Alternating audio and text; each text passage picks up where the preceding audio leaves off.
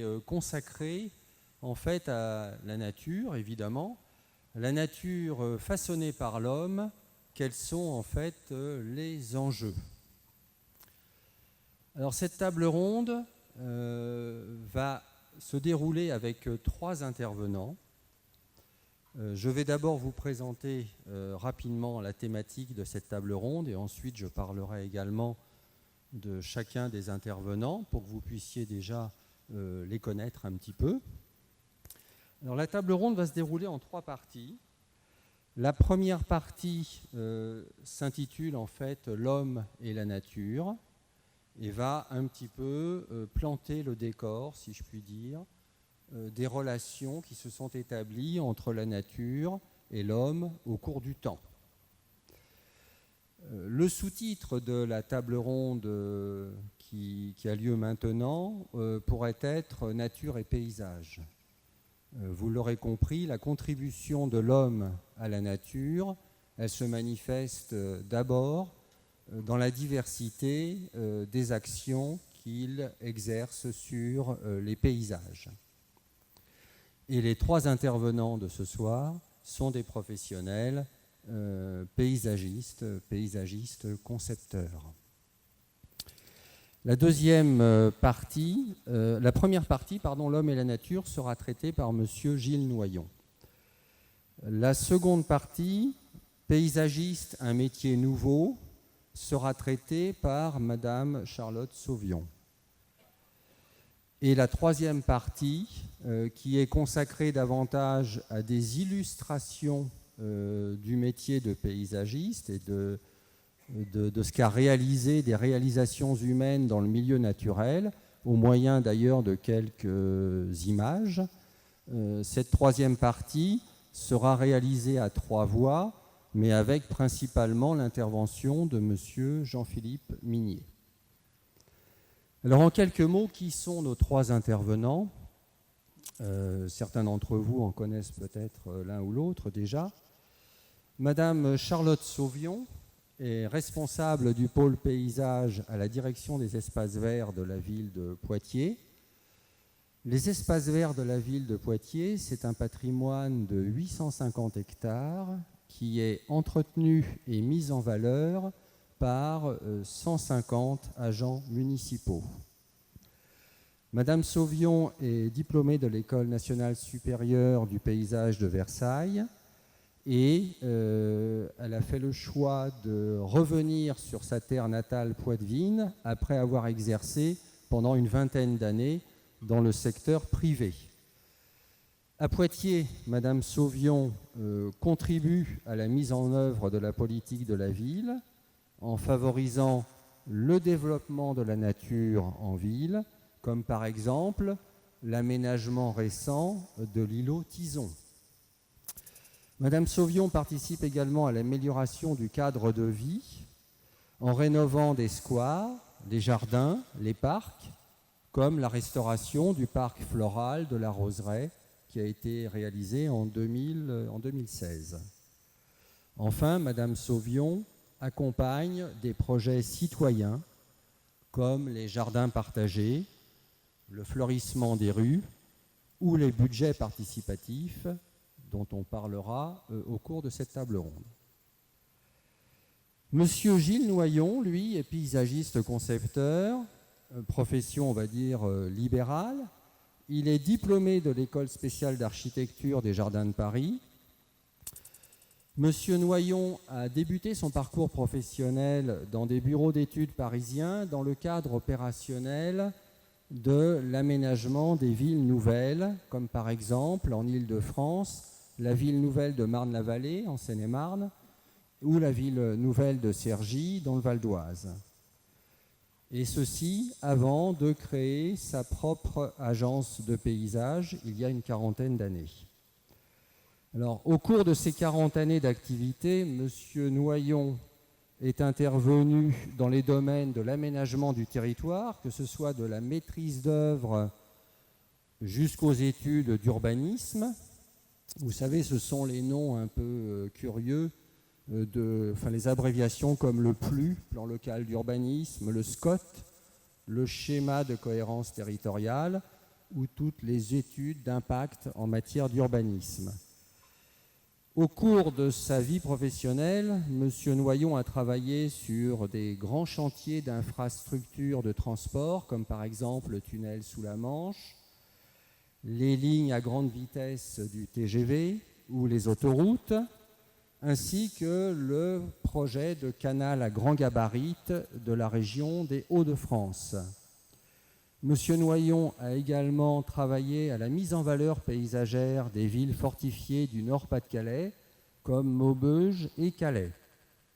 Et enfin, M. Noyon a également travaillé dans les programmes de reconquête des friches industrielles du nord de la France et a participé à la réalisation des premiers écoquartiers.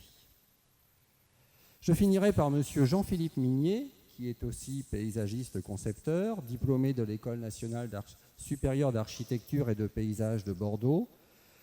Monsieur Minier est responsable de l'antenne paysages et travaux du Conservatoire régional des espaces naturels de Poitou-Charentes, le CREN, qu'il a rejoint après ses études pour engager un inventaire régional des paysages pour le compte de l'État et de la région, inventaire qui a fait l'objet de la publication de l'Atlas des paysages de Poitou-Charentes, et cette publication contribuera d'ailleurs au maintien de cette mission régionale qui est au service des acteurs privés ou des acteurs publics qui souhaitent lancer des projets de paysage. En 2 mots, les missions du CREN sont de connaître, protéger, valoriser les espaces d'intérêt écologique, faunistique, floristique, géologique et paysager par la maîtrise foncière ou la maîtrise d'usage. Voilà. Eh bien, je vous laisse la parole et je vous remercie de votre intervention.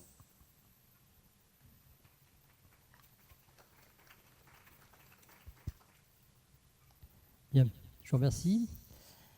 Donc, moi, je vais vous entretenir de l'homme et la nature.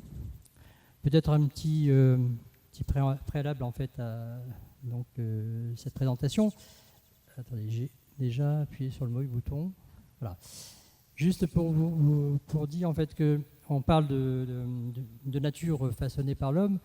Disons que dans mon propos, je souhaite quand même préciser que l'homme ne peut pas façonner la nature, parce que la nature, c'est quelque chose qui est en nous, en fait, et autour de nous, et que lorsque l'on parle de nature habituellement, au quotidien, c'est plutôt du paysage, si vous voulez, ou des espaces que l'on va chercher, peut-être, effectivement, à imiter la nature. Voilà. Alors, un paysage vécu, un paysage perçu. En fait, je crois que si on se tourne vers le passé, on s'aperçoit, si vous voulez, que l'homme a eu toujours un rapport à la nature un peu ambigu. Disons qu'il s'en est servi pour se nourrir, pour se défendre, se reproduire. Et en parallèle, en fait, et justement pour ça, le paysage a évolué, a été tout le temps en évolution. Ensuite, on verra, si vous voulez, que la nature est devenue donc des lieux de loisirs, de détente et de villégiature. C'était qu'effectivement, nos besoins de nature ont évolué avec l'évolution de l'homme. Alors, la première perception qu'ont pu avoir les hommes, on peut déjà citer en fait quelques peintres célèbres qui ont essayé de traduire finalement comment leur vision de la nature s'exprimait. J'ai choisi en fait un tableau de l'Éden ou des Jardins des Délices de Bruegel, et on peut dire aussi que l'homme a toujours essayé d'imiter la nature, c'est ce que disait Aristote. Effectivement, on a toujours eu cette tentation de l'imiter, de la sublimer aussi. Ensuite, on a plusieurs évolutions sur la nature et sa traduction dans l'espace. à travers des jardins qui ont été créés à différentes époques, qui étaient le plus souvent dédiés donc, au sacré, ou éventuellement, par la suite, c'est devenu plus une pratique courante, donc à la culture vivrière. Voilà. On a eu également, avec le jardin égyptien, donc, comme exemple, en fait, des espaces qui étaient des lieux de plaisir, de délices, comme on les nommait. On a eu aussi, donc, et c'est un peu l'évolution du paysage qui s'en est ressentie, donc des aménagements pour la nourriture. Je citais les vergers du Nil, par exemple, donc, qui ont contribué, comme beaucoup d'autres territoires, à changer, si vous voulez, une nature, disons, sans modification, à une nature disciplinée et organisée dans les espaces. On peut citer également les jardins d'Orient, enfin la culture donc, orientale, avec cette recherche d'intimité, de luxuriance, d'eau magnifiée, de plantes rares qui étaient caractéristiques de cette époque. Au Moyen-Âge, on a commencé à dessiner en fait des jardins, donc dans un souci le plus souvent en fait de bien-être. On pense notamment aux plantes potagères, à la médecine, au simple. Jardins que l'on pouvait rencontrer au départ dans des lieux comme les abbayes par exemple. Là ici sur l'écran, on voit un des premiers dessins qui a été trouvé sur les plans de l'abbaye de Saint-Gall en Suisse. Sont intervenus, et là je remonte évidemment le temps, vous l'avez bien compris, donc par exemple à la période de la Renaissance, qui est une période assez marquante en termes de paysage et donc des jardins, donc la traduction en fait de la nature par l'homme à cette époque-là, qui était dans un état d'esprit en fait de représentation. Opéra de verdure au service du pouvoir, c'est un petit peu, disons, l'image qu'on peut traduire, et on a aussi d'autres exemples qui nous peuvent venir à l'esprit, comme par exemple les jardins de Versailles, donc de l'époque de Louis XIV. Est venu après, donc, dans les siècles qui ont suivi, jusqu'au XIXe, disons, une expression artistique. Disons que là, la traduction s'est faite en influence, en fait, à la fois des grands peintres, mais aussi des grands peintres qui étaient influencés par la nature. Comme exemple, David, par exemple, ou Nicolas Poussin, qui ont essayé de traduire justement cette nature. Et de ce fait, les jardins ont été également influencés dans cette approche artistique. Nous sommes dans la période pittoresque et romantique. Enfin, donc, pour arriver à nos jours, disons le XXe siècle et le XXIe siècle maintenant, le jardin et les espaces aménagés par l'homme donc ont été beaucoup plus, ont fait l'objet d'une approche plus interstitielle, on dira, c'est-à-dire que le jardin s'est inscrit un peu dans l'urbanisme de nos grandes villes, et donc le jardin s'est traduit plus par des espaces verts, on les appelle donc espaces verts, donc plus véritablement jardin, même si on a continué à dessiner et à aménager des jardins. Mais c'est plutôt un espace qui se trouve entre, disons, les voiries, le bâti, mais pas véritablement une recherche d'un lieu en soi. Pour exemple, disons, quelque chose d'assez remarquable, c'est donc le Highland Park à New York, donc un ruban qui a été aménagé à travers l'urbanisme des grandes tours de New York, et qui traverse sur plus de 28 km New York. Alors, en fait, on peut se poser la question, donc aujourd'hui, la nature, c'est quoi? On peut apporter quelques réponses. En fait, l'homme attend de la nature qui lui apporte en fait un bien-être au quotidien. on attend aussi finalement que ce soit des espaces harmonieux, des paysages harmonieux, mais aussi on est préoccupé par, compte tenu de la pollution, compte tenu d'une vie de plus en plus trépidante, d'avoir des espaces qui nous préservent des agressions, par exemple, et où on peut se ressourcer, se reposer. Donc, 3 éléments qui devraient nous contribuer justement dans notre métier de paysagiste, concepteur, à réfléchir et à dialoguer pour aboutir à des projets adaptés.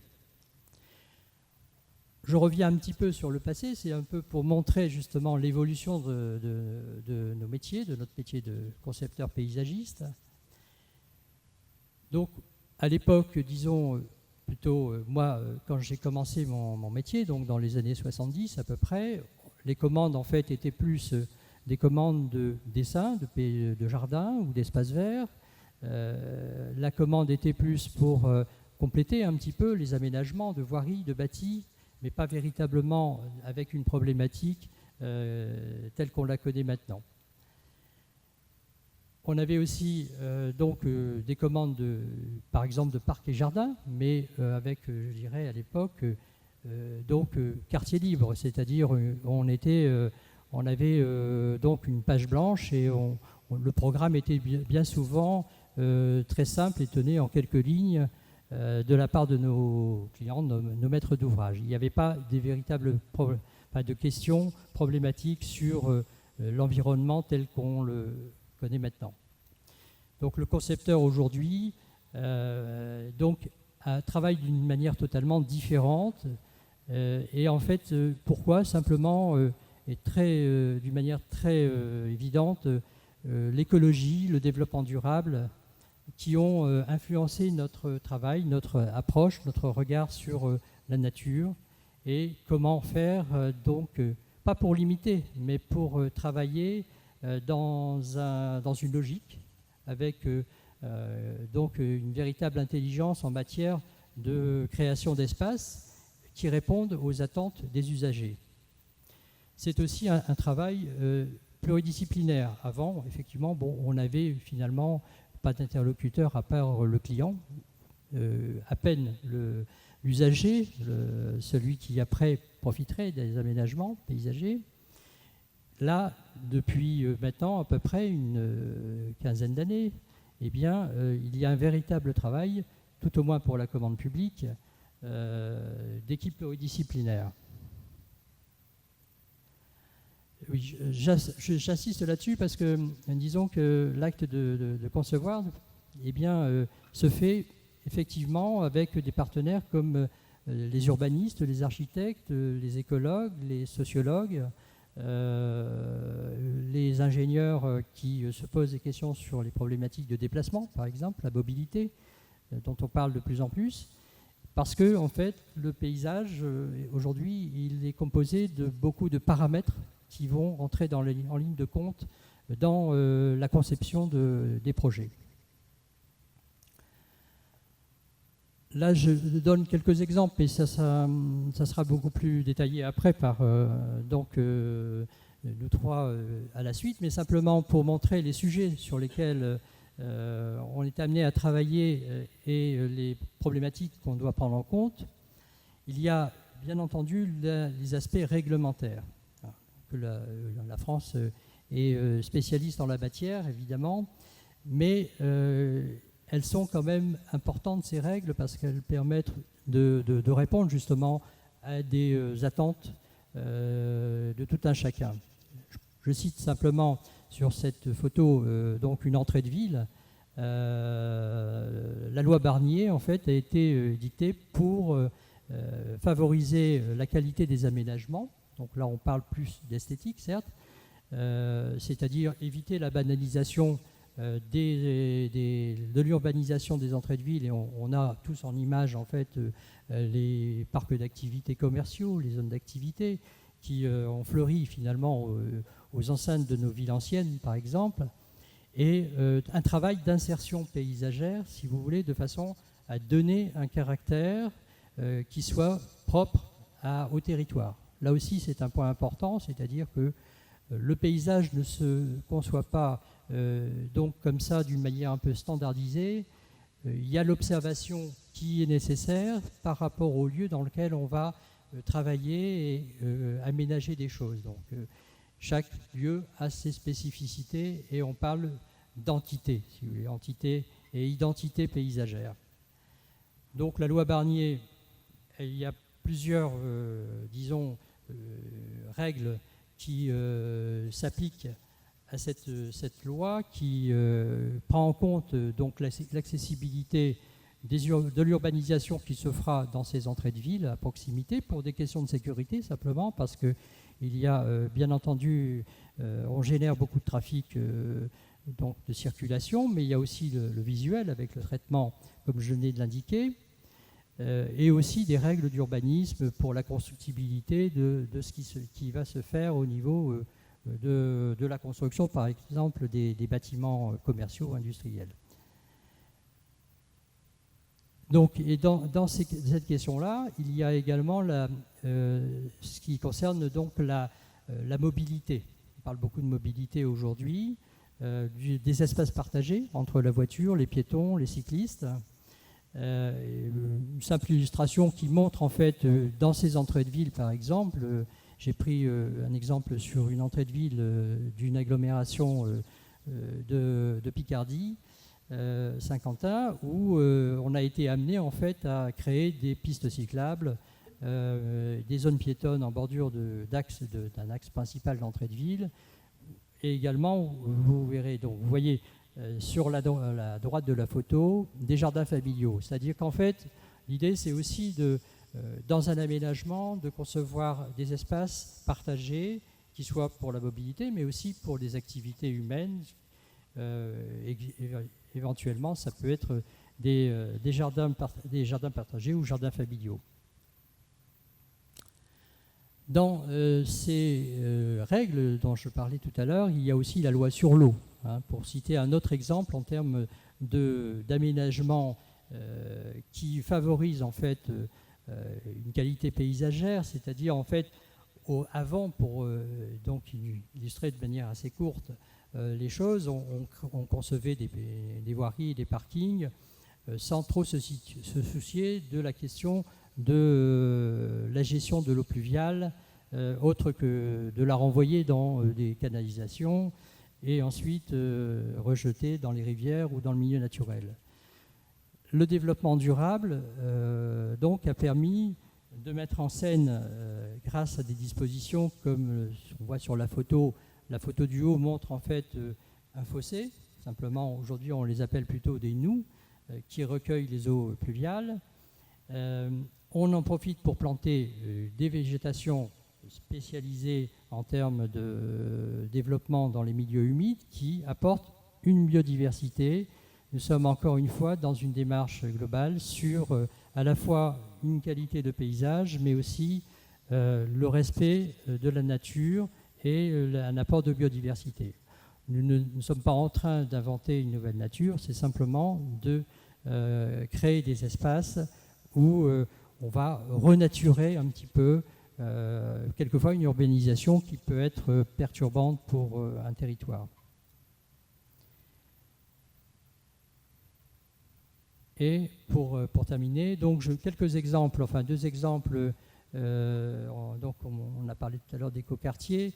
La photo du haut montre des aménagements. Il s'agit là d'une place, enfin d'un espace, on appelle ça maintenant des mailles en fait, qui permettent les déplacements des piétons au milieu d'un quartier par exemple, et dans lequel on va forcément planter de la végétation, mais aussi on va y mettre du mobilier, on va aussi avoir peut-être donc des espaces qui vont recueillir l'eau, qui participeront enfin d'une manière esthétique à l'aménagement, mais qui auront une utilité sur le plan du tamponnement des eaux que l'on va freiner de façon à éviter les inondations. Voilà, pour faire court, c'est aussi un rôle important par rapport au risque. Les aspects également du bâti, c'est-à-dire traitement des façades, de façon à limiter par exemple la réverbération, pour climatiquement améliorer, disons, le mode de vie des habitants. C'est un élément, un souci important également sur lequel on est amené à se pencher. Bon, voilà, je vais passer la parole à Charlotte. Merci. Alors, la seconde partie, est-ce que je vais attraper la souris? Alors, Gilles a dit quand même pas mal de choses déjà sur le métier de paysagiste concepteur, mais moi je pose la question, enfin on s'est dit, mais pourquoi on dit que c'est un métier nouveau à partir du moment où l'homme agit sur la nature, sur le territoire depuis si longtemps? Alors il agit comme l'agriculteur, il agit sur le territoire, l'architecte qui lui existe depuis longtemps aussi agit sur le territoire. Mais le paysagiste comme on l'entend aujourd'hui, en tant que paysagiste concepteur, c'est extrêmement nouveau. Ça, voilà, une quarantaine d'années, ça éclot en fait avec la création de la première école du paysage à Versailles en 1976, qui à l'origine était une école d'horticulture. Donc on se préoccupait de fleurissement, voilà, c'est tout l'héritage de le nôtre et de tout un tas de paysagisme, et qui était plutôt des artistes, on va dire. Alors je ne dis pas qu'on n'est pas des artistes, mais on a d'autres préoccupations aussi. Donc 76, c'est la création de l'école du paysage de Versailles, qui donne donc à la suite de l'école nationale supérieure d'horticulture, qui elle avait été créée en 1873. Aujourd'hui, il existe 7 écoles de paysage en France. Donc je vous les donne, enfin 7 écoles publiques. Donc il y a Versailles, Bordeaux, Marseille, Lille, Blois, Angers. Elles ont chacune leur spécificité. Et il y a 2 écoles privées. Donc il y a les Sages à Paris et l'ITIAP, qui est l'Institut des techniques de l'ingénieur des aménagements paysagers et de l'espace, qui est à l'Esquin. Voilà, chacune a sa spécificité, parce qu'effectivement, on a tous un petit peu des manières d'aborder le paysage de manière un petit peu différente, mais on y étudie forcément quelques items qui sont assez communs à chacun. C'est la théorie et la pratique du projet de paysage, qui est quand même une spécificité assez moderne, on va dire. Les sciences de l'environnement, parce qu'effectivement, ça, c'est des choses qui ont énormément évolué au cours du temps, mais qui sont de plus en plus prégnantes aujourd'hui. On étudie le vivant, on étudie forcément l'histoire de l'art et des jardins, l'urbanisme, les démarches artistiques, on apprend à dessiner, à s'exprimer, à transmettre aussi des travaux, les imager, parce qu'effectivement, il faut qu'on puisse aussi communiquer ce que l'on fait. Et on aborde maintenant de plus en plus dans les écoles et dans nos métiers des questions de transition énergétique, et on parle beaucoup aussi d'enjeux de société. Et c'est un des points sur lesquels après je vais revenir, parce qu'effectivement, le rôle de l'habitant, de l'usager, commence de plus en plus à être au cœur en fait de notre métier. Tout ça pour dire qu'en fait ce métier, il se transforme en permanence. Donc aujourd'hui on a chacun fait, voilà, on sort d'écoles différentes, on a des pratiques différentes, mais l'idée aujourd'hui c'est de s'adapter effectivement aux enjeux de la société. Donc c'est un métier qui explore beaucoup de champs, et je vous propose simplement d'en aborder enfin par 3 prismes, parce que sinon on pourrait avoir une conférence qui dure plusieurs heures, hein. Chacun pourrait parler de notre métier pendant longtemps. Donc Gilles l'a abordé, c'est l'idée que c'est un travail d'équipe et un travail de terrain, c'est-à-dire on n'est jamais seul. Et bon, quelques spécificités qu'on abordera, et enfin on parlera de la question justement du rapport à la population. Donc dans un premier temps, je vais essayer d'aller dans le bon sens. Alors je vous propose de mettre quelques mots-clés comme ça, accompagner, écouter, partager, proposer, parce que c'est vrai que dans ce travail d'équipe et de terrain, c'est un petit peu ce qui, toujours, pour nous, est derrière notre action, en fait, sur le paysage. Ce que disait Gilles, c'est qu'on est rarement seul, on n'est même jamais seul, parce qu'on répond toujours à des commandes, bon, qu'elles soient publiques ou privées. Dans notre cas, c'était plutôt sur notre pratique, on fait qu'on agit plutôt sur du champ public. On peut travailler pour des aménageurs fonciers, pour des collectivités, etc. Un travail d'équipe, comme le disait Gilles, c'est qu'on travaille souvent avec des architectes, avec des urbanistes, avec des écologues, des géographes, des sociologues, des bureaux d'études VRD, c'est-à-dire qui parlent de réseau, et on le verra par la suite de plus en plus, donc avec les usagers, je reviendrai là-dessus. On travaille aussi sur des territoires habités, et ça c'est extrêmement important. Et ce que je veux dire par territoire habité, c'est des territoires habités par l'homme, bien sûr, mais faune, flore, sol, etc. On travaille sur de la matière vivante. Donc ça, c'est extrêmement important pour nous. À la différence d'un architecte, par exemple, nous, on travaille avec des choses qui se modifient, qui vivent, qui évoluent, etc. Donc tout ça, ça nécessite une connaissance, d'inventorier, de rencontrer les habitants, les usagers, les gestionnaires, etc. Donc c'est vraiment un travail toujours itératif avec beaucoup de personnes. Moi, je dirais qu'on est un peu des explorateurs, qu'on est aussi des arpenteurs, c'est-à-dire qu'on fait beaucoup de terrain. Il faut vraiment prendre connaissance de tout ce qui nous entoure.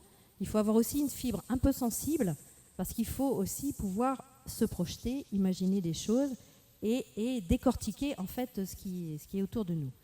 Donc, Gilles le disait aussi, on ne travaille jamais sur des pages blanches. C'est-à-dire que même si on vous met devant un champ de colza ou une friche ou n'importe quoi, il y a toujours une histoire. Le sol raconte une histoire, le paysage raconte une histoire, les arbres racontent des histoires. Voilà. Donc ça, il faut vraiment, nous, c'est des choses essentielles pour nous de s'imprégner du site, voilà, quelle que soit l'échelle du site d'ailleurs. On verra tout à l'heure qu'on peut travailler sur des tout petits endroits comme sur des très très grands territoires, mais à chaque fois, cette imprégnation est extrêmement importante. Bien sûr, on travaille aussi avec de la réglementation. Alors je ne reviendrai pas dessus parce que Gilles l'a beaucoup dit, mais on travaille. Cette page blanche, elle est aussi constituée de réglementation parce qu'on a des zones inondables, parce qu'on a des PLU, parce qu'on a des bâtiments historiques, parce qu'on a des sites classés, etc. La France est parfaite pour ça. On a beaucoup de réglementations avec lesquelles il faut savoir manipuler tous ces instruments-là.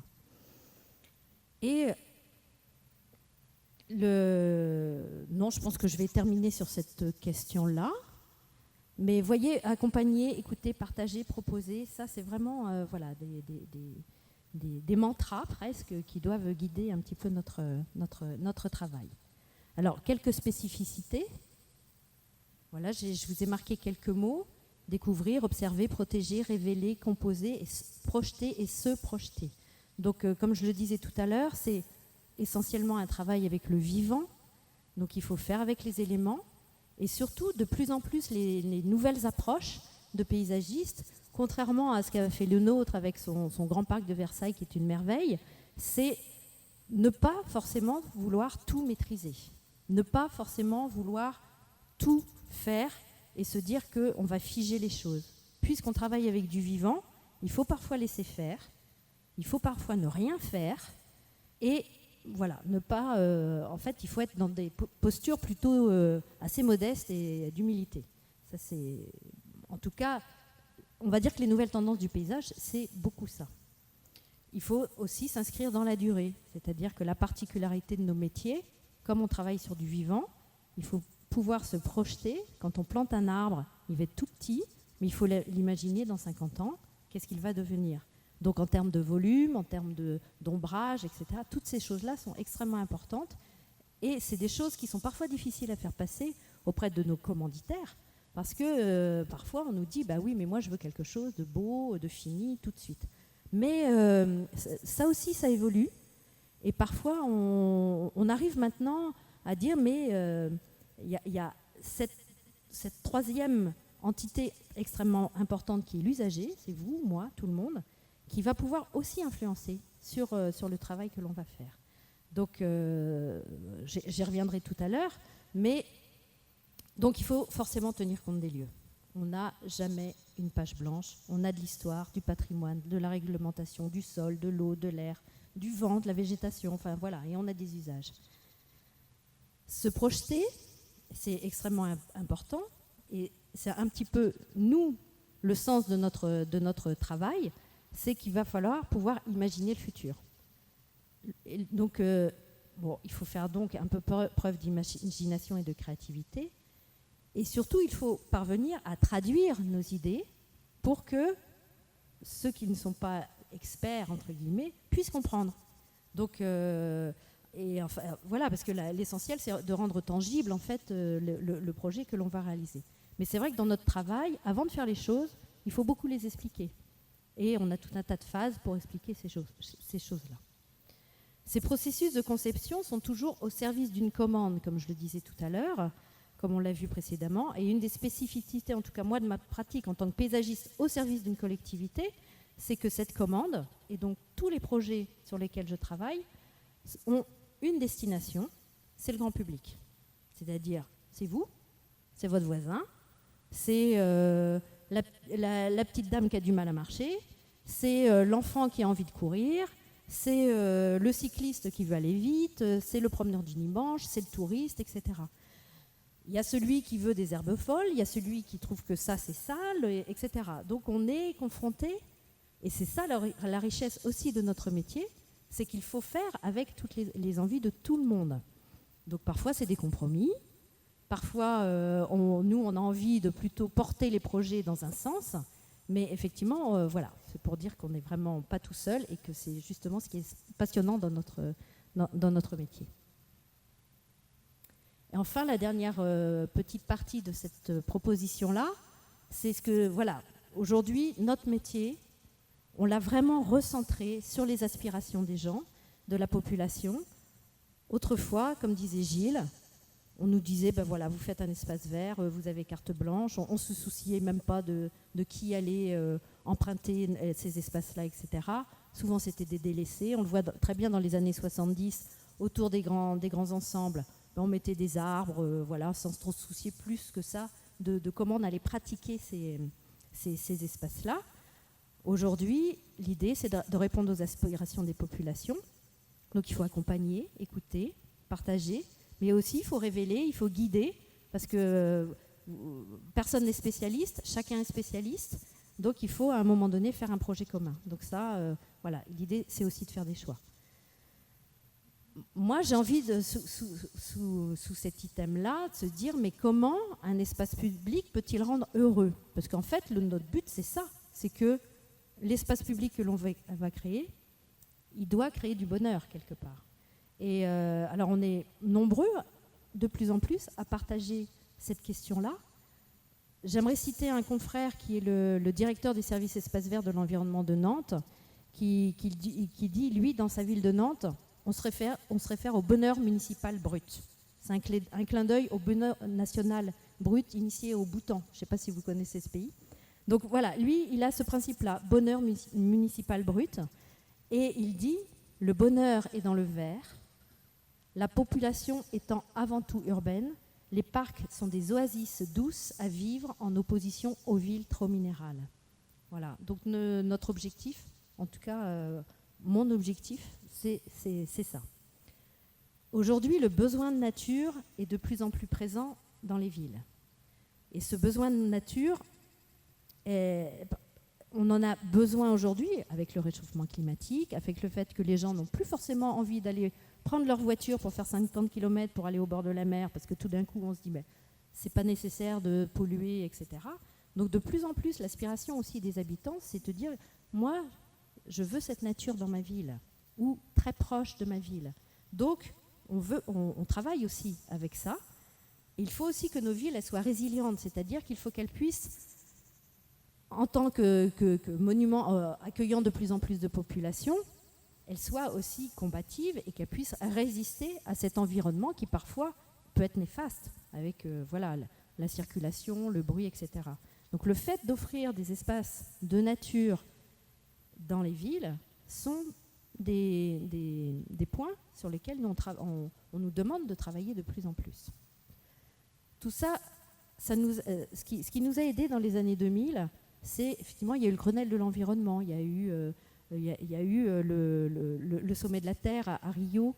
Toutes ces années-là, elles ont permis effectivement de faire émerger cette question et cette nécessité de faire attention à notre environnement.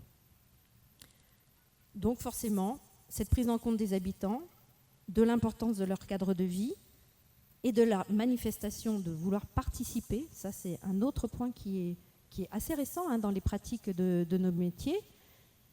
De plus en plus, les habitants nous demandent d'être impliqués dans les processus de création et voire même d'être acteurs des lieux qu'on leur propose. Et c'est ce qui... un exemple que je pourrais vous donner, c'est l'image que vous avez sous les yeux. Là, c'est un square à Poitiers, donc c'est le square du Bon Pasteur, dans lequel des habitants ont émis le souhait d'avoir un jardin partagé dans ce lieu-là. Alors, c'était pas tellement pour faire du jardinage. Alors, eux, l'initiative, c'était plutôt de dire on a envie d'être ensemble, on a envie de partager quelque chose. Et donc, la collectivité, elle se doit d'accompagner ce genre de projet et de guider et d'aider à faire aussi des choix. Parce que là, sur un projet comme celui-ci, on est confronté à quelque chose qui nous, forcément, se pose comme question, c'est est-ce qu'on privatise un espace pour quelques personnes, un espace public, ou est-ce qu'on met à disposition une partie de l'espace pour du public? Voilà. Donc ça, c'est toujours des allers-retours extrêmement intéressants. En tout cas, notre rôle de paysagiste concepteur, c'est de tenir compte effectivement de toute cette demande, mais aussi, extrêmement important, c'est de préserver l'intérêt général. Dire que l'intérêt général, c'est d'essayer de voir plus loin, de ne pas faire forcément des choses qui vont durer très peu de temps et puis qui après ne vont pas perdurer. C'est permettre au projet d'évoluer, c'est-à-dire ne pas forcément de faire des choses trop figées et ne pas privatiser l'espace public. C'est-à-dire qu'on se pose de plus en plus la question, effectivement, de partager cet espace public, mais ne pas le privatiser. Et ça, c'est un jeu permanent qui est un petit peu, qui n'est pas facile à régler, mais c'est, je pense, un des enjeux qui pour nous, est très important.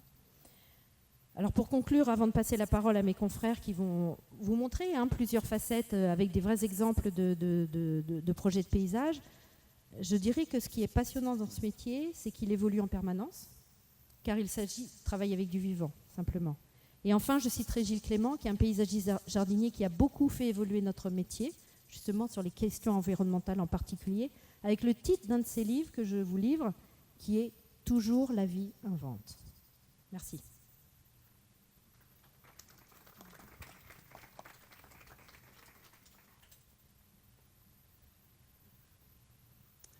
Bonjour à tous, donc je prends le relais, Jean-Philippe Nier, paysagiste au Crène Poitou-Charentes. Effectivement, on a tous chacun des pratiques professionnelles différentes, ça a été dit par Charlotte.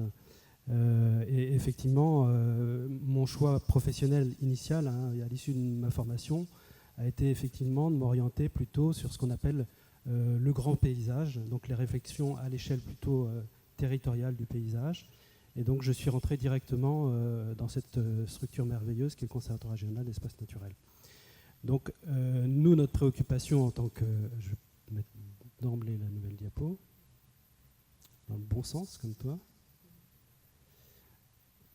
Le cœur de notre préoccupation sur la nature, ce sont d'abord les espèces et les milieux qui les occupent. C'est absolument central, c'est pour ça qu'on a été créé par les associations de protection de la nature en Poitou-Charentes en 1993. C'est pour ça que cet outil, qui est le Conservatoire régional d'espaces naturels, a été créé comme un outil foncier pour préserver ce patrimoine naturel. Donc ça, c'est vraiment l'entrée première. Alors pour expliquer un petit peu l'historique et la volonté de faire émerger ce type de structure, je vais aussi compléter la fresque de Gilles. Je ne vais pas aller jusqu'en Mésopotamie, mais je vais aller jusqu'à l'après-guerre. Et sur le fait qu'après-guerre, eh bien, ça va être un peu caricatural, mais les paysages ruraux ont subi des transformations extrêmement importantes, puisqu'il a fallu reconstruire, loger, nourrir. Et donc l'agriculture s'est développée de manière très forte, très rapide, avec la mécanisation, des aménagements fonciers successifs assez importants. Et également, il y a eu d'autres bouleversements paysagers qu'on peut mettre en parallèle. C'est aussi le développement du tourisme. Ce sera l'objet de la table ronde qui va suivre tout à l'heure. Le tourisme de masse, voilà, qui impacte également fortement les paysages, notamment littoraux. Donc on a globalement une simplification des espaces ruraux et un recul des espaces naturels qui se fait aussi sur cette période. 73, le choc pétrolier.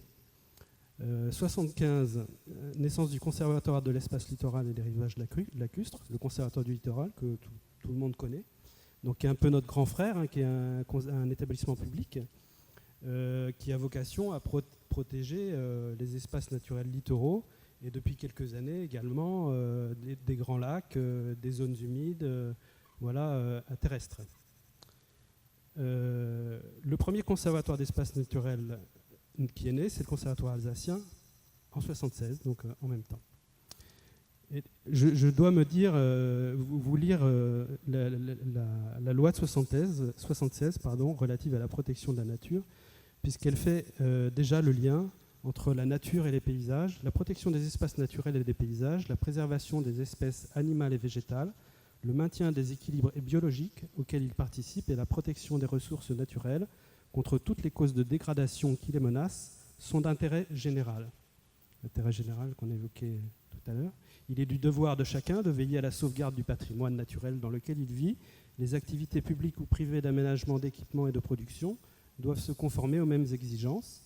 La réalisation de ces objectifs doit également assurer l'équilibre harmonieux de la population résidant dans les milieux urbains et ruraux.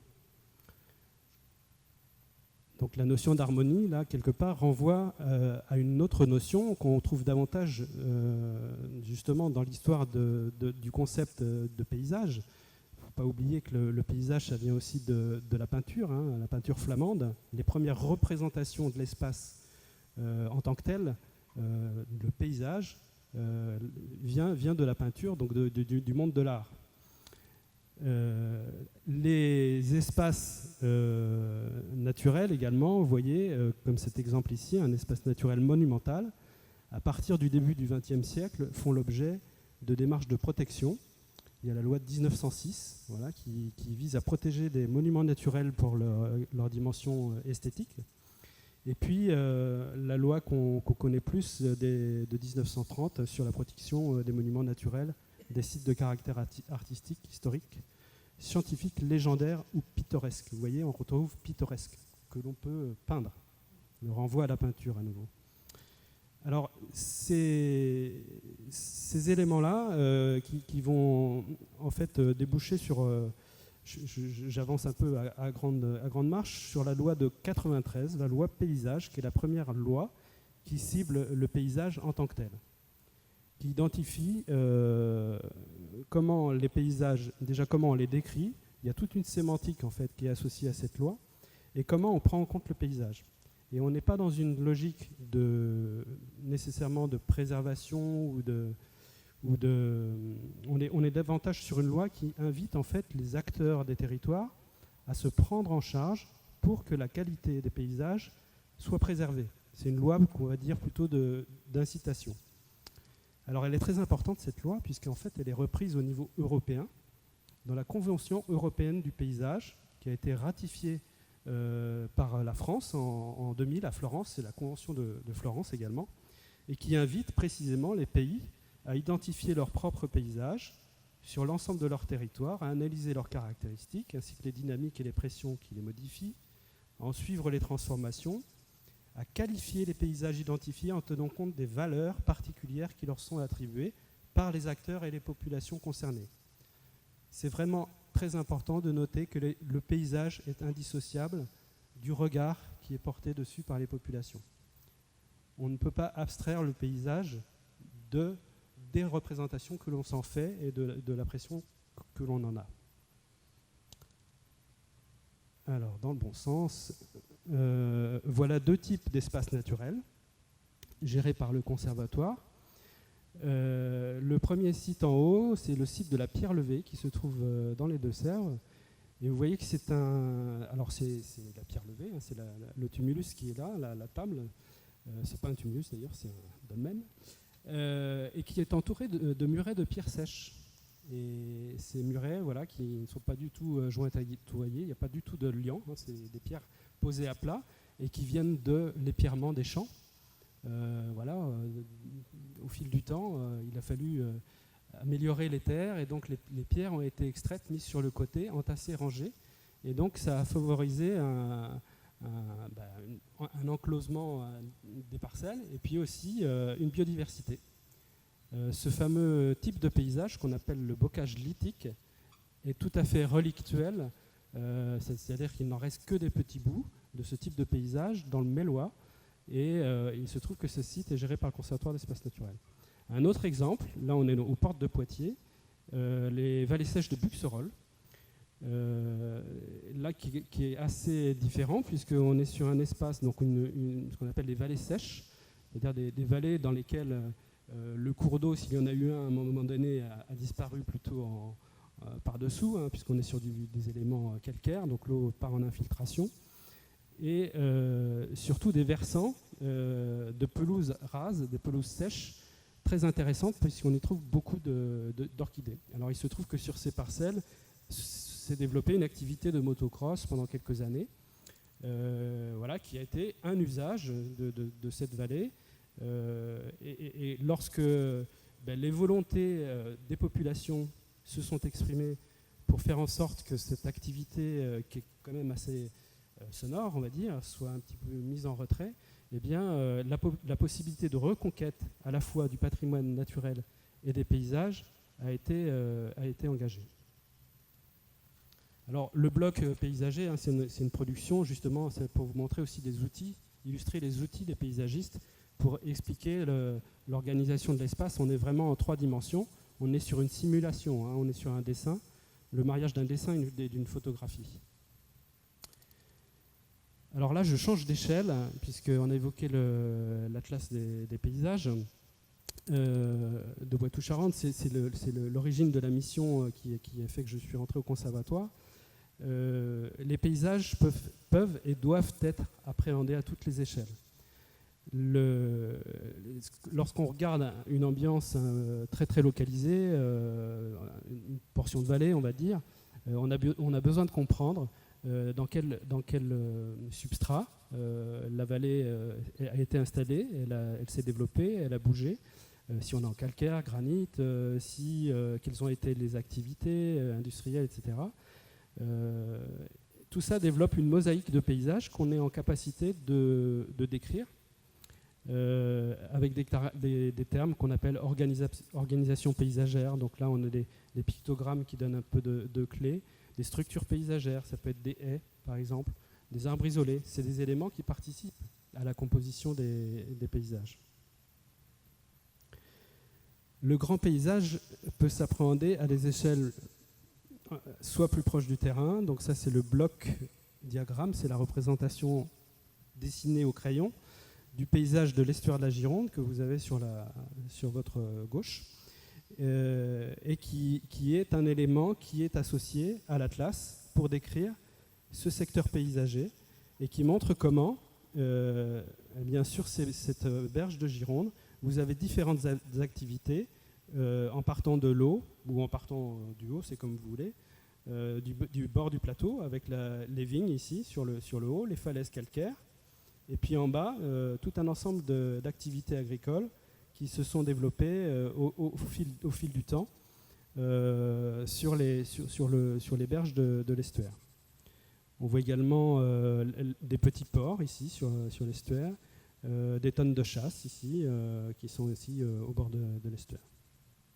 Ça, c'était juste pour illustrer un travail que la région Nouvelle-Aquitaine nous a commandé sur les paysages, cette fois à l'échelle de la grande région Nouvelle-Aquitaine. Voilà, c'est un travail qui n'est pas tout à fait finalisé, mais qui a pour objectif de s'approprier aussi la question du paysage à cette échelle-là.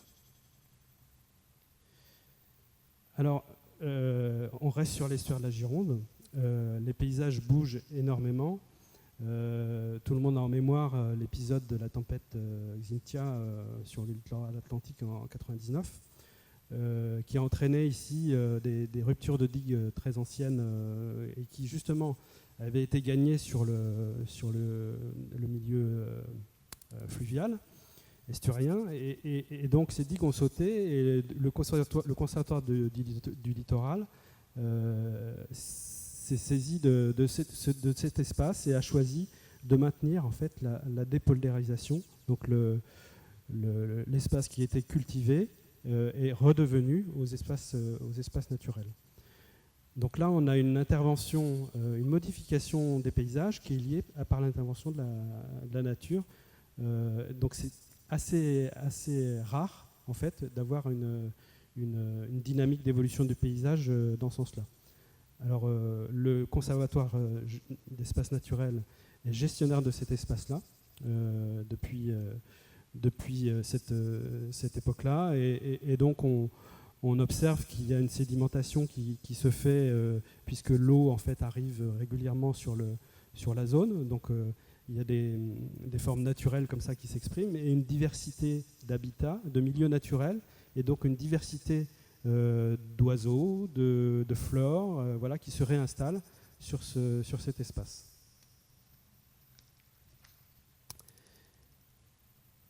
Alors, paysage nature, quels enjeux communs? Là, je voulais prendre cet exemple-là, qui est également un exemple. Alors là, on est en Charente, donc c'est sur la commune de Puy-Moyen. C'est la fameuse photo, la première photo que je vous ai montrée avec le bloc rocheux, là, c'est le même site. Hein. Donc le bloc rocheux se situe sur cette partie-là. Et vous voyez que à l'échelle du paysage, on a le cours d'eau en bas des eaux claires qui passe. Hein, la rivière s'appelle la rivière des eaux claires. On a une succession d'espaces. Ici, en l'occurrence, une dominante de peupleraies. Le fond de vallée est occupé essentiellement par les peupleraies. On a un petit chemin ici en bas. Et puis ensuite, on bascule sur des zones beaucoup plus ouvertes et sur lesquelles on a très peu de terre, donc des pelouses sèches à nouveau, des pelouses très, très rases, la zone rocheuse, et puis à nouveau des zones ici assez ouvertes. Et en fait, la priorité d'intervention en termes de patrimoine naturel et pour laquelle le conservatoire a été amené à intervenir, elle se situe d'abord sur ces secteurs-là où on a tout un cortège d'orchidées à nouveau très, très remarquables.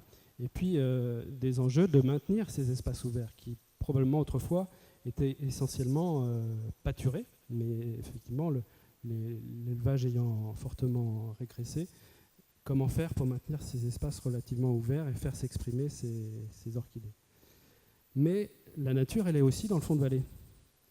Autour des cours d'eau, il y a, en fonction du lit du cours d'eau, de la manière dont il circule, de la mosaïque, de ce qu'on appelle la mosaïque de milieux, on va voir une diversité de milieux naturels. Là, l'usage de l'espace, qui à un moment été donné de valoriser par le peuplier des zones humides, aujourd'hui est quelque chose qui pose question par rapport à la diversité du patrimoine naturel sur cet espace-là. Je ne sais pas du tout comment je suis au niveau du temps. En fait, je triche un peu puisque j'aborde moi la partie illustration et après je ne parle plus. Donc c'est pour ça. Très rapidement, c'est pour vous montrer des outils que nous utilisons sur le plan pédagogique. Donc là, c'est sur le site de Dissay. Donc là, c'est au nord de Poitiers, le coteau dépendant. Et là, c'est un paysage qui est très ouvert aussi, puisqu'on a des grandes plaines de grandes cultures sur les plateaux autour. Et là, on a, nous, développé des outils, je ne sais pas comment ça apparaît à l'écran, mais comme si en fait on se plaçait en fonction de si on est par exemple agriculteur avec un projet de maraîchage bio à proximité de ces coteaux, eh bien on va avoir un développement ici de maraîchage sur ce fond de vallée, et puis peut-être des vergers ou des zones sur les versants. Ici, on a un porteur de projet de carrière souterraine. Voilà. Pour les gens qui connaissent un peu le secteur, on a le cas pas très loin à Montamisé, sur les carrières d'Ansoulès. Donc là, pareil, c'est une activité qui va impacter le paysage. Là, on est sur un scénario où l'évolution est libre, c'est-à-dire qu'il n'y a plus de gestion des coteaux, Et donc, vous savez que l'évolution naturelle, c'est que les ligneux, les arbres vont se développer et donc occuper l'ensemble du coteau. Et puis une autre vision un petit peu idyllique, là où vous voyez on a même un petit dirigeable, des choses comme ça. Voilà. Ça c'est pour mettre en situation le fait qu'il faut se projeter aussi sur les paysages à des échelles territoriales. On a parlé de la projection à l'échelle d'aménagement. C'est indispensable pour anticiper tout ce qui est planification, tout ce qui est urbanisme, tout ce qui est préservation de la trame verte et bleue. De projeter des scénarios d'évolution du paysage et de les donner à voir. Donc ça fait partie de nos métiers. Un exemple aussi d'antagonisme, parfois de contradiction entre des objectifs de paysage et de préservation du patrimoine naturel. On est sur un site à Jancet, donc là c'est toujours dans la Vienne, on n'est toujours pas très loin. Où là on a un objectif de préservation d'une zone humide avec des enjeux très très forts sur notamment une plante qu'on appelle la grande douve qui est spécifique des zones humides. Et puis des parcelles en gestion où il a fallu exploiter des zones de peupleraie. Alors les paysagistes étaient ravis puisqu'ils se disaient on va retrouver des espaces de co-visibilité entre le fond de la vallée et puis ce bourg qui est très joli de Jancet-Saint-Maurice. Et puis donc on a fait une photographie à ce moment-là. Voilà, c'était en l'hiver 2005-2006 après ces travaux. Et puis on a refait la même photo, vous voyez, en 2018, donc 12 ans plus tard. Et puis le paysage s'est refermé.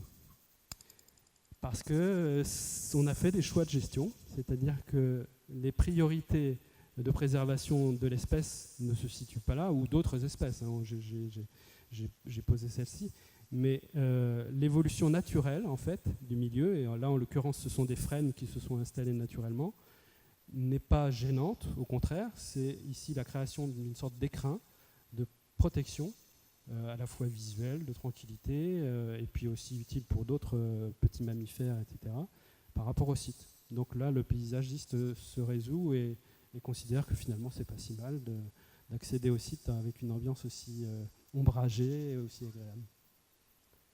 Autre univers, en plaine. Donc là, on est sur Tenzay et sur la zone de Doubs, des grandes plaines, au nord-est de Poitiers. Là, juste pour illustrer la possibilité de remettre à jour du patrimoine naturel sous des zones cultivées. Puisqu'en fait, on a aussi dans le patrimoine naturel, le patrimoine géologique. Et il se trouve que sur ce site de Mollet, eh bien, on a toutes les couches stratifiées voilà, du Jurassique. Alors, je ne sais plus dans quel ordre c'est, du Bâtonien, Calovien, Bajocien, qui sont superposés. Et donc, on a une lecture des paysages, mais jusqu'à 200 millions d'années. Donc, vous voyez que c'est quand même intéressant aussi d'apporter sur un site, dans un espace naturel, une clé de lecture et de compréhension des paysages qui tout d'un coup donne un récit qui s'inscrit sur une très très longue période. Bon voilà, là on est un peu sur une même problématique de carrière, c'est un peu la déformation du paysagiste qui est un peu aménagiste. J'ai choisi des exemples où on est intervenu, vous voyez que la gestion des espaces naturels peut amener des actions un peu fortes parfois. Là, plus j'attire votre attention sur cet aménagement qui permet de visualiser. En fait, c'est une fenêtre sur les paysages de bocage, puisqu'on a ici sur ce support, en fait, où on a un point haut par rapport au paysage bocager, une explication de l'organisation des paysages bocagers sur ce site de carrière. J'ai 2 dernières diapos, très rapides, pour montrer des solutions innovantes et un peu différentes de celles qu'on peut trouver en milieu urbain ou périurbain en termes d'aménagement, puisqu'en fait, on n'a pas forcément besoin d'avoir des résultats aussi rapides ou aussi immédiats dans l'effet esthétique qu'on va rechercher dans l'aménagement. Et là, on est sur un site bocager où, en fait, au lieu d'installer des arbres qu'on a été achetés en pépinière et avec déjà un développement important, on a fait le choix de déposer des branchages issus de la gestion du site, donc Les chemins ont été élagués et en fait les branchages sont mis ici en tas sur un terrain qui aura été légèrement raclé. Et en fait, naturellement, avec les oiseaux aidants, des graines vont pouvoir descendre sur le sol et les arbres vont repartir très vite et s'installer très très vite et rattraper en très peu d'années des plantes qu'on aurait ramenées de l'extérieur et avec des problèmes de pétrole évidents, d'économie et de pétrole évidents. Dernier aspect, nous sommes amenés de plus en plus à intervenir en restauration sur des espaces naturels et nous sommes très sensibles à la provenance des graines que nous utilisons de manière à ce que les écosystèmes soient pleinement fonctionnels et c'est la raison pour laquelle nous avons été amenés à développer ce que vous avez en bas à droite, la pictagraine, qui est une brosseuse qui permet de récolter des graines sur des prairies naturelles. Voilà. Je vous remercie. Je passe la parole à Gilles. Bien, j'ai l'impression. Je crois que je vais aller très vite parce que je vois Jacques qui se lève et à mon avis, il doit nous rappeler à l'ordre sur le timing. Donc je vous présente très rapidement parce que ça peut être intéressant, mais je crois que ça va être très court. Un projet, et là on est vraiment dans je dirais le réglementaire, mais aussi le paysage dans sa problématique d'insertion de projets dans le territoire. Donc en fait, voilà, c'est un projet qui se situe dans le nord de la France, sur la côte d'Opale, donc qui est un site qui a été classé grand site national, qui s'appelle le grand site des deux caps, Cap Griné, Cap Blanc-Nez, qui se trouve donc face à l'Angleterre. C'est la partie du continent la plus proche de l'Angleterre, c'est le Channel. En fait, le classement grand site d'environ 32 km entre Boulogne et Calais, si vous voulez, a bloqué un petit peu l'urbanisation balnéaire ou du littoral. D'ailleurs, le conservatoire du littoral a acquis beaucoup de ces rubans en fait, d'interface entre la mer et puis les zones agricoles et urbaines. Et du coup, j'irais quelque part reporter un peu l'urbanisation sur les deux côtés, c'est-à-dire côté est et côté ouest de ce ruban. Je vous présente quelques photos. Voilà, bon, c'est l'estran en fait. C'est un littoral qui est à la fois constitué de dunes, mais aussi de falaises crayeuses. Le Crétacé, c'est le Blanc-Nez, et de falaises tertiaires, le Griné, qui est gris et l'autre était blanc. Une diversité de paysages maritimes très, très riche. Et le projet que je vous présente, eh bien, c'est en fait, avec la petite flèche là, on voit le Val, c'est en fait ce qu'on a appelé la plaine de loisirs de Sangatte, donc qui est, j'irais, à l'approche de Calais et du tunnel sous la Manche. Et l'opportunité en fait de ce site qui a servi de base de chantier pour la construction de ce tunnel sous la Manche. Voilà, donc d'un site qui était agricole finalement, a bouleversé par les travaux, on en a fait une friche, et de cette friche aujourd'hui, eh bien, il y a un projet d'équipement, donc à la fois, loisirs, avec plusieurs thèmes, c'est-à-dire en fait permettre aux touristes, 1 500 000 touristes quand même, qui viennent visiter le Cap Griné, le Cap Blanc-Nez, et également les populations locales, etc. Donc créer des chemins de randonnée, réutiliser le sentier des douaniers sur le littoral, créer de la promenade, etc., à pied, à cheval, en vélo, et également inscrire en fait aussi un village balnéaire pour permettre à la fois l'urbanisation locale, mais aussi touristique, sur un terrain qui est un peu en surplomb par rapport à la zone maritime ici, donc sur la partie droite, qui est donc une zone qui risque d'être en submersion marine si donc ce genre de phénomène se présentait. Donc une opportunité à la fois physique, en hauteur, donc en évitant les risques de submersion, mais aussi ça, une accroche par rapport à une urbanisation existante qui est le village de Sangatte. Là, cette carte montre en fait l'ensemble des projets parce qu'on était à la naissance du projet. Donc j'y ai participé avec, comme on le disait tout à l'heure, tout un ensemble de personnes et de spécialistes. Et donc on a recensé en fait l'ensemble des projets pour voir la cohérence entre celui-ci et tout ce qui peut exister autour et être complémentaire. Vous voyez, c'est toujours cette question de s'intéresser à tout ce qui se passe autour avant de se lancer dans l'aventure. Un travail donc préalable qui a consisté à faire l'analyse du site, comprendre les enjeux, les lieux, leur fonctionnement, leur qualité, leurs défauts aussi, prendre en compte le relief, le climat, les éléments d'appréciation qui sont des éléments d'appréciation majeurs en termes de travail de conception après. Ce projet, c'est aussi un golf, donc une emprise importante, prévue 140 hectares sur des terrains agricoles. Donc il faudra aussi se soucier effectivement de la manière dont on passe de l'agriculture à des équipements de loisirs.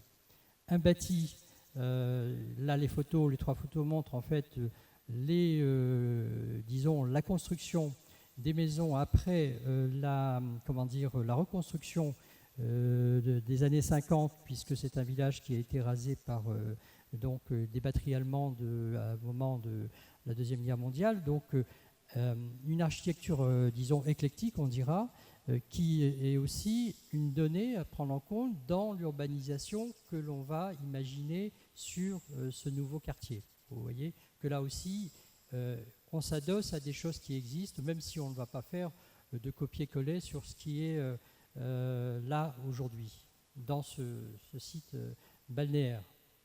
Également des prises en compte, en fait, là ce sont en fait des travaux qui ont été faits récemment sur des défenses de mer. C'est une digue qui vient d'être réalisée par rapport donc à l'élévation du niveau de la mer et de la protection donc des habitations existantes, mais aussi du projet qui va venir.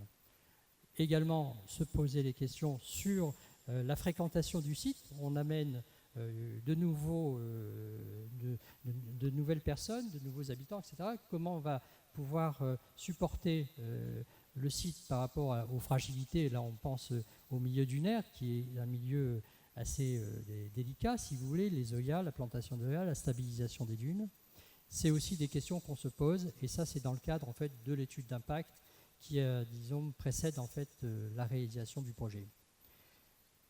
Je passerai rapidement. Je voulais juste montrer cette photo qui est importante parce qu'elle montre en fait que le paysagiste, dans son travail de compréhension du territoire, du lieu, eh bien, il a aussi, si vous voulez, à relever un peu les entités particulières du paysage, parce que l'on va réaménager des choses. Il faut qu'elles soient dans l'esprit du paysage qui existe déjà. Ici, il s'agit des coteaux calcaires avec des talus qui sont boisés, à la fois typicité en termes de paysage, c'est un peu comme dans la peinture artistique, effectivement, mais c'est aussi la biodiversité. Ces talus, c'est des lieux de nidification, des lieux où la faune et la flore s'abritent. La fréquentation, on en parlait déjà auparavant avec les dunes, mais c'est aussi dans les coteaux calcaires qui sont où le projet en fait il est dans cette partie-là, entre le premier plan et la partie habitée qu'on voit au fond de la photo. L'occupation humaine, écoute et concertation. Dans un projet, donc quand il est dans le cadre de sa gestation, eh bien, il y a un travail très important de concertation. Charlotte en parlait tout à l'heure très bien. Effectivement, on ne peut pas concevoir un nouveau quartier, amener des équipements sans l'agrément en fait, des populations. Voilà. Donc, alors ça se traduit dans le cadre du travail du paysagiste et de l'équipe en général, de l'équipe de conception, par des cartes qui vont servir à la fois à identifier les enjeux du projet et aussi à exprimer les orientations qui seront prises. Je passe rapidement sur les cartes. On voit là sur cette diapo le plan en fait, du projet avec la partie écoquartier greffée sur le front de mer de Sangatte. On a vu tout à l'heure les villas, la reconstruction. L'écoquartier, c'est un écoquartier parce que, évidemment, on est dans une démarche de développement durable et la partie des terrains dédiés au golf, en fait, qui est adossée en fait, à la colline. Voilà, donc une autre représentation à partir de la cartesienne du projet.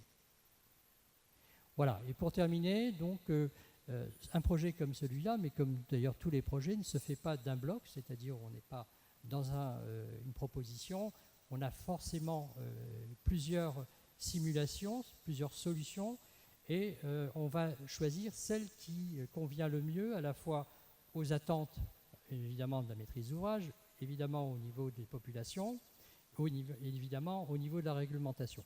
Je rappelle simplement, parce que je sais qu'on en a déjà parlé dans les différentes tables rondes de la semaine, que la règle qui s'impose à nous en fait dans les projets, donc c'est lorsqu'il y a des impacts sur l'environnement, essayer de voir si on peut éviter ces impacts. Si on ne peut pas, on va travailler à la réduction.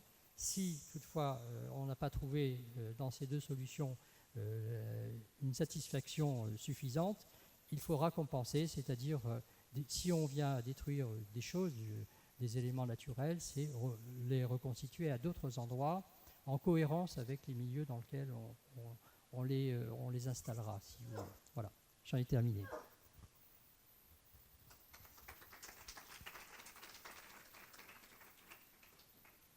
Alors pour finir et très rapidement, parce que je crois qu'on est un petit peu... On aimerait bien quand même qu'il y ait des petits échanges avec la salle. Je vous propose juste une petite balade sur les alentours de Poitiers pour vous montrer effectivement des travails de paysagistes, mais pas que de paysagistes. C'est-à-dire c'est un travail un petit peu sur la nature de notre territoire quotidien. On a la chance... ce que je vous ai représenté là, c'est le plateau. On a deux entités, la Boivre et le Clin, qui sont les espaces de nature en ville, on va dire, de notre territoire. Donc c'est comment, depuis plus de 20 ans, la collectivité a mis en place un outil qui s'appelle le parc naturel urbain et qui, à l'origine, effectivement, permettait d'acquérir en fait, des terrains au bord de la rivière pour soit les préserver, bien sûr, les gérer, mais aussi les ouvrir au public et en fonction des lieux, les ouvrir plus ou moins au public avec différentes interventions. Donc ça, c'est quelques projets et qui servent aussi à la ville avec la création de passerelles, etc. Donc ça, je vous passe très très rapidement sur ces images-là. À chaque image, je vous ai mis un mot que je ne commenterai pas forcément parce qu'on n'a pas le temps. Je vous laisse rêver autour de ces mots. Mais l'idée, c'est effectivement de vous montrer un petit peu sur quoi nous, on travaille, sur quels items on peut travailler. Bon. Donc les pré-Hermès, alors on part de l'amont, on va vers l'aval. Donc on commence au pré-Hermès, c'est la limite avec la commune de Saint-Benoît. Là, je vous présente des choses que sur le territoire de Poitiers, mais il y en a eu sur les rivières des autres communes alentours, dans le cadre de ce parc naturel urbain. Donc voilà, protégé. Ben voilà, les pré-Hermès, c'est un lieu assez formidable et sur lesquels nous, on essaie de faire le moins de choses possible. C'est important, mais le public souhaite quand même y aller, donc on fait quelques petits aménagements. Le dernier né en descendant la rivière, donc c'est le projet Tison, qui était donc une ancienne friche. Et le travail a consisté, pour les paysagistes avec lesquels on a travaillé, c'était aussi de préserver le patrimoine de ce site. Avec ce qu'on voit ici, c'est une ancienne scierie, c'était un site industriel. Donc on protège ça. Il y avait aussi des bains. Donc voilà, l'idée de ce projet, c'était bien sûr de respecter le lieu, de l'offrir à la population dans la mesure où là, on dispose maintenant de 200 mètres linéaires de berges offertes au public et d'offrir aussi, quand je dis aménager le mouvement, c'est-à-dire qu'on crée une passerelle qui permet de relier des quartiers de la ville, ce qui n'était pas possible jusqu'à présent. Partager, c'est aussi un lieu comme nous, on les aime, c'est que ce soit des lieux, comme je vous disais tout à l'heure, qui soient et qui soient des lieux de partage, de rencontres. Mais dans le cas de la nature en ville et de nos rivières, c'est plutôt de manière simple, on va dire. On ne va pas aménager des aires de jeu, on en a plein dans la ville. Enfin, voilà. L'idée, c'est que chacun s'approprie. Et si on veut venir jouer ici, on apporte son ballon, on apporte son jeu de quilles, etc., sans qu'on ait besoin de faire des ouvrages très conséquents. Donc voilà, quelques autres images du lieu, qui a été ouvert donc en juillet dernier. L'idée aussi, c'est de respirer. Donc là, vous êtes promenade Pasteur. C'est une liaison, c'est la plus ancienne promenade en bord de rivière de Poitiers, qui a été créée dans les années 70.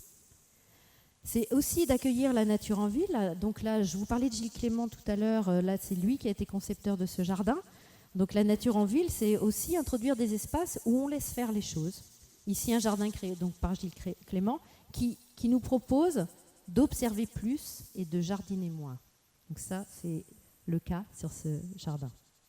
C'est des lieux pour rêver, donc même dans des tout petits endroits, comme le square de la Fontaine du Pont-Joubert. Des lieux aussi, alors en bord de rivière, nous, sur d'autres parties de la ville, on va faire du fleurissement. Ici, dans la vallée, ce n'est pas le propos, parce qu'on essaie vraiment d'être plutôt dans un registre et du vocabulaire plus naturel, mais parfois on se fait plaisir, et de manière éphémère, on va venir dessiner planter quelques bulbes pour donner aussi des effets de surprise. C'est aussi révélé, dans le sens où effectivement, par exemple, ici, c'est l'ancien lycée des Feuillants qui est en train d'être, enfin, qui est quasiment terminé, qui va être livré d'ici quelques semaines. C'est le nouveau palais de justice, avec un nouveau square. Là, on a travaillé avec les paysagistes qui ont travaillé sur ce site pour faire écho, en fait, à ce qu'il y a en face, qui est le Pré-Labesse, et faire écho aussi à ce qui se passe dans la vallée. Déambuler, ça c'est important, il faut pouvoir se déplacer dans la ville. Donc là, on est sur la promenade des Pré-Labesse, en accueillant de temps en temps des tables, de quoi se reposer, etc. Je vous disais effectivement, là, il y a des gens qui nous ont dit, mais oui, mais moi, je suis... j'ai besoin de me reposer de temps en temps, donc on implante des petits mobiliers de temps en temps. C'est aussi regarder, c'est simplement parfois pas faire grand-chose, mais aménager un point de vue, donner l'accès à un point de vue, le sécuriser. C'est comme on offre une place pour un spectacle, c'est-à-dire que voilà, c'est juste pour le plaisir d'accéder à un beau paysage. Là, vous êtes sur les coteaux des rochers du Porto. C'est aussi accompagner. Pour nous, c'est accompagner des partenaires dans ce cas-là, c'est-à-dire que là, c'est l'ancienne station d'épuration qui est au Moulin à Parent. Donc, on a les collègues du service de l'eau qui devaient se défaire de cette usine qui n'est plus en fonction depuis 10 ans, donc la démolir. Et nous, on a dit, oh là là, stop. Peut-être qu'on pourrait en faire un joli parc. Et peut-être qu'on pourrait garder des éléments de ce site et raconter son histoire. Donc, on a travaillé avec eux. Il y a un paysagiste actuellement qui travaille sur ce projet-là. Et on a sauvegardé, effectivement, une grande partie a été démolie, mais on a pensé qu'il fallait quand même garder quelques éléments, quitte à les transformer, quitte à les réinterpréter, pour conserver quand même un petit peu d'histoire de ce lieu. Et enfin, observer. Ça, donc, c'est toujours au Moulin à Parent. Observer, c'est observer les lieux, qui sont toujours des sources d'inspiration, comme on disait tout à l'heure, c'est jamais une page blanche. Il faut regarder les détails, mais aussi regarder la ville. Il faut, toutes les différentes échelles dont on parlait tout à l'heure. Il faut s'attarder sur les sites, et ça, c'est pour nous essentiel. Merci.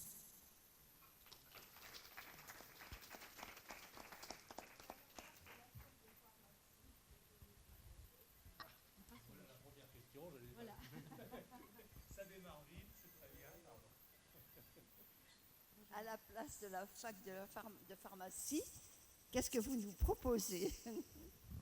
Alors, peut-être que je réponds là. Je peux enlever le micro sans que ça... alors là, c'est un terrain privé, donc je ne peux pas vous répondre. C'est un terrain privé. C'est l'université. Donc, la ville de Poitiers ne pourra pas vous répondre. Oui, je voudrais intervenir en tant qu'historique de cette ville de Poitiers à 2 titres. J'ai été adjointe chargée de l'environnement à Poitiers, donc avant que Charlotte nous rejoigne, de 1995 à 2004. Puis j'ai eu le plaisir de présider le Conservatoire des espaces naturels pendant 6 ans. Alors, pour un peu me raccrocher à ce que vous avez dit et apporter des compléments. Parfois, la démocratie participative, ça ne marche pas aussi bien qu'on pourrait le penser. Et il y a 15 ans, on en parlait relativement peu. Et parfois, les élus sont amenés à prendre des décisions qui vont complètement à l'opposé d'une volonté générale des habitants ou des lobbies. Je vais vous en citer quelques exemples. En 2001, en tant qu'adjointe, j'ai encouragé avec mes collègues, j'ai encouragé le maire de Poitiers de l'époque, à basculer complètement la manière de gérer les espaces verts à Poitiers, c'est-à-dire sans pesticides, à partir de 2001. Alors maintenant, c'est obligatoire de par la loi, on ne peut plus utiliser de pesticides, mais on a été quand même assez précurseurs, avec des niveaux différents entre certains massifs où on gardait encore un peu de produits, et puis les prés Hermès, par exemple, à l'extrême, où il y avait zéro, aucun, rien. Autre exemple, on parle de paysage, mais là au Porto, quand vous arrivez par Poitiers, par la porte de Paris, par le Porto, pour ceux qui connaissent bien la ville, quand vous descendez l'avenue de l'Europe depuis la ZUP, vous descendez vers la porte de Paris. J'ai décidé, avec quelques-uns, contre l'avis de toute la profession, de supprimer 300 panneaux publicitaires. C'est pour ça qu'il n'y en a plus du tout, par exemple au Porto, il n'y en a plus du tout sur l'avenue de l'Europe, et aussi ailleurs. Mais je pense qu'il faudrait continuer, recommencer, et en enlever encore beaucoup plus. Alors maintenant, référence à Gilles Clément. Le Jardin d'Essence, je peux vous dire, c'est moi qui ai obtenu les financements, parce que c'était très compliqué pour faire payer le Jardin d'Essence. Avec Gilles Clément, ça paraissait comme quelque chose d'énorme. Il me semble que ce qui manque... Ah oui, un exemple pour vous, monsieur le spécialiste. À Poitiers, on a aussi nos grands jardins prestigieux. Et en 2003, on a inauguré le Grand Pré de Blossac, c'est-à-dire le chaînon manquant du Grand Pré de Blossac. Alors évidemment, un paysage tout à fait conventionnel, encadré par les services de l'État, etc. On ne pouvait pas faire n'importe quoi. Et je trouve que ce qui manque, donc, ce qui nous empêche d'être plus en phase avec la population, pour faire accepter tout ça, gestion différenciée, pas de pesticides, moins de panneaux publicitaires, moins d'agressions visuelles aux entrées de ville, moins de commerce qui enlaidissent les centres-villes. Ce qui manque, c'est l'éducation. L'éducation à tous les niveaux, à partir de l'école, la petite école, et tout au long de la vie, pour changer le regard. Et enfin, une dernière remarque sur le Crène. Sur le rivage, vous avez vu les beaux exemples de dépoldérisation. C'est un programme qui s'appelle Adapto, c'est-à-dire comment s'adapter au changement climatique qui va nous frapper sans le moindre doute.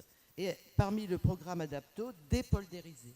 Dépoldériser, c'est-à-dire ne pas se forcer à cultiver, mettre des digues à tout prix en bord des zones qui vont être envahies par la mer. Ce n'est pas la peine d'insister. Même problème pour les digues. Ce n'est pas la peine d'endiguer toute la côte. Ça ne servira à rien. Ça coûte cher. De toute façon, la mer va monter. Je ne peux pas vous dire de combien. Merci beaucoup. Il n'y avait pas de questions, c'était plus des réflexions. Et des compléments, des précisions. Y a-t-il des réponses que vous voulez apporter aux observations ou aux compléments? Non, mais c'est vrai que moi, juste pour dire que quand je suis arrivée à la ville de Poitiers, j'étais extrêmement heureuse d'arriver sur un territoire très en avance sur, par exemple, le zéro pesticide. C'est vrai que la loi est passée en 2017, c'est vrai qu'elle est dans les têtes depuis longtemps, mais le courage politique à cette époque, c'était de le faire il y a 20 ans. Et c'est quelque chose qui a été très très difficile, mais qui était nécessaire. Aujourd'hui, c'est vrai qu'on a des collègues dans d'autres communes qui pleurent parce qu'ils disent mais comment on va faire? Alors que voilà, aujourd'hui il y a des obligations et vous êtes même tous maintenant obligés. Depuis 2019, il y a zéro pesticide dans les jardins, ça il faut le savoir. Voilà. Donc c'est vrai qu'il y a eu depuis beaucoup d'années un terrain fertile pour justement toutes ces questions sur l'environnement, sur comment on s'adapte et comment on fait qu'effectivement on propose quand même dans la ville des espaces un peu de nature. Alors après, on peut parler de ce que c'est que la nature, mais ça peut prendre des heures. Autre question. Oui, on ne fait pas toujours ce qu'on veut et les élus parfois sont forcément bridés. À Buxerolles, il avait été question d'ouvrir un espace avec des arbres. On avait proposé à l'époque des arbres à fleurs. Et j'avais demandé à ce que ce soit des arbres à fruits. Or, les élus de l'époque ont eu une contrainte, c'est qu'ils étaient responsables, m'ont-ils dit, des accidents d'enfants montant éventuellement cueillir des cerises. Voilà, je vous laisse à penser ce que... Oui, je trouve que l'exemple est excellent et en fait, il vient donc rebondir sur la question de l'éducation. En fait, tout simplement, enfin, moi, je veux dire, j'ai quand même une certaine expérience de la vie et je suis monté dans les arbres, mais je me suis même d'ailleurs cassé le calcadéum à un moment donné. Mais je pense que c'est effectivement l'expérience de l'enfance, de l'adolescence qui doit gouverner et non les élus qui vont interdire, je dirais, la plantation d'un fruitier parce que, évidemment, on tire le parapluie dans tous les sens pour ne pas être responsable. Je pense qu'il y a un véritable problème d'éducation aujourd'hui, plus que peut-être dans nos générations précédentes, sur ces questions-là. On est beaucoup trop protecteurs, que ce soit pour les arbres, que ce soit pour l'eau. Moi, j'ai été confronté, par exemple, à des aménagements de canaux, par exemple, en ville, en espace urbain, où aujourd'hui, on est obligé de mettre des garde-corps sur des kilomètres de berges, parce que, forcément, on peut tomber dans l'eau, quoi. Mais ça, c'est nouveau, je veux dire. J'ai en tête, par exemple, Honfleur, le fameux bassin qui, lui aussi, a fait l'objet de beaucoup d'interventions de peintres. Il n'y a pas de garde-corps autour du bassin, petit bassin d'Honfleur, en Normandie.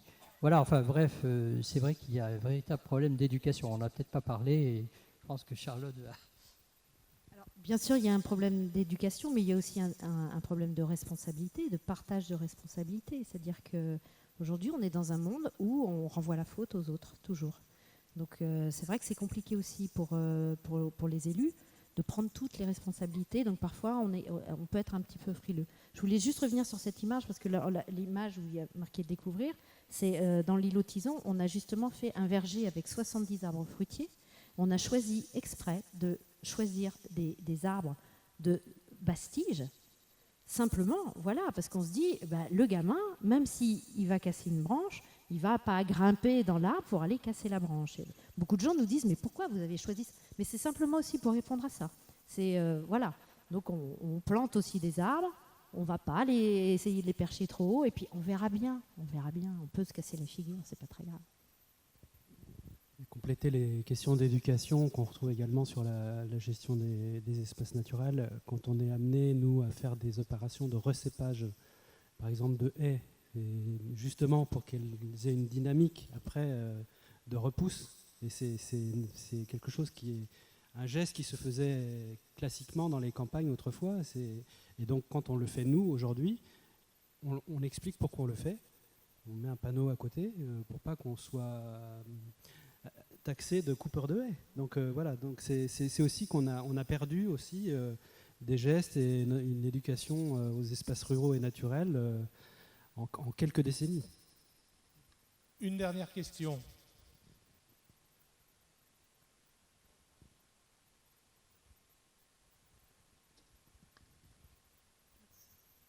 Bonjour.